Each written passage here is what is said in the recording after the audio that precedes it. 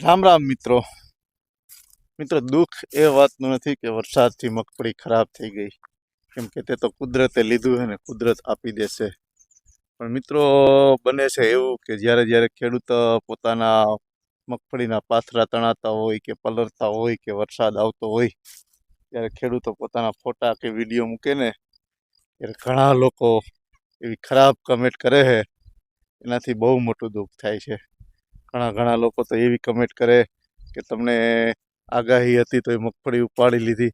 પણ એને કોણ સમજાવે મિત્રો કે 15 દિવસ મગફળી ન સહન કરી શકે, 2-4 દિવસ 5 દિવસ હોય વરસાદ તો સહન કરી શકે.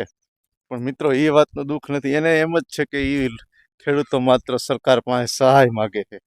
પણ એ લોકો જાણતા નથી કે ખેડૂતો સહાય શા માટે માગે છે.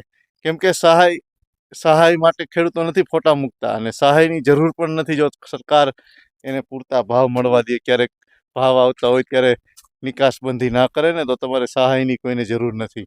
અને એક વાત કહી દઉં કે અમે ક્યારેય પણ કોઈ ખેડૂતે એવી ખરાબ કમેન્ટ કરી જ્યારે શહેરમાં કે કોઈ પણ વસ્તુએ કોઈ પણ જાતની આફત આવે ત્યારે જોયું તમે શહેરમાં કે ગમે ત્યારે ખેડૂત કોઈ પણ પ્રકારની ખરાબ કમેન્ટ કરતો નથી. તો તમે શા માટે ખેડૂતોના ફોટામાં કે વિડીયોમાં કે ખરાબ કોમેન્ટ કરો છો? ઘણા લોકો તો અહીંયા સુધી કહે છે કે ભેગી કરીને ઢાંકી દેવાય. એને કોણ સમજાવે કે આટલી બધી મગફળી ભેગી કરીને ઢાંકવામાં એનાથી વધારે નુકસાન થતું હોય, પલળતી હોય ને એનાથી વધારે નુકસાન ભેગી કરવામાં નુકસાન થતું હોય. એટલે ઘણા લોકોને કોઈ વસ્તુનો ખ્યાલ હોતો નથી. માત્ર એને એમ જ છે કે સરકાર ખેડૂતોને જ સહાય કરે છે.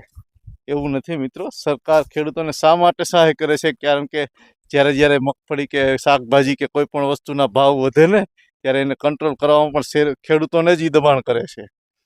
એટલે મિત્રો ખેડૂતોને સહાય કરે કે ના કરે, પણ ખરાબ કમેન્ટ ના કરો. ખેડૂતો અમે પોતે સહન કરી લેશું, પણ તમારી ખરાબ કમેન્ટ જે આવે છે ને એ સહન નથી થતી મિત્રો. મેં તો 2-4 વિડીયોમાં ખરાબ કમેન્ટ જોઈ, જેને વાંચીને આપણે બહુ દુઃખ થાય. કેમ કે ખેડૂતો ક્યારેક ફોટા મૂકે કે વિડીયો મૂકે કે વરસાદને હિસાબે મગફળી ખરાબ થઈ ગઈ, અને પાછળથી એવા ઘણા લોકો હોય કે મેં તો જોયું હમણાં કે ખેડૂતોને આ સહાય જોઈશે એટલે ફોટા મૂકે છે, વિડીયો મૂકે છે. મિત્રો શહેરમાં પણ એવી ઘણી ઘટના બનતી હોય કે જેને સરકાર સહાય કરતી હોય કે ઘણી વસ્તુ કરતી હોય, તો તેનાથી અમે તો ક્યારેય વિરોધ કર્યો નથી. તો ખેડૂતોને શા માટે વિરોધ કરો છો તમે? એ મને નથી સમજાતું.